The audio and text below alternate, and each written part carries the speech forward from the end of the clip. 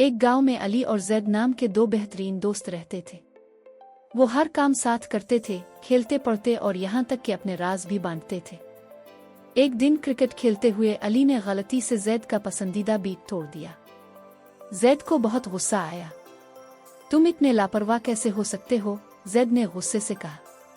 علی شرمندگی محسوس کرتے ہوئے بولا، یہ تو بس ایک بیٹ ہے، اتنا بڑا مسئلہ نہ بناؤ۔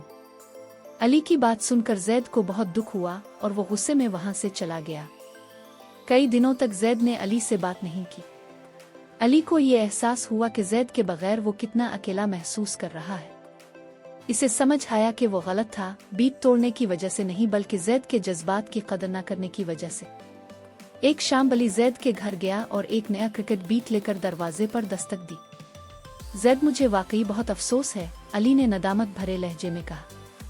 مجھے تمہارے جذبات کی زیادہ پرواہ کرنی چاہیے تھی۔ کیا ہم پھر سے دوست بن سکتے ہیں؟ زید مسکرایا اور علی کو گلے لگا لیا۔ میں نے بھی تمہیں بہت یاد کیا۔ شکریہ کہ تم نے میری بات سمجھی۔ اس دن کے بعد علی اور زید نے سیکھا کہ ایک مخلص معاف کرنا وہ گہرے زخموں کو بھی بھر سکتا ہے۔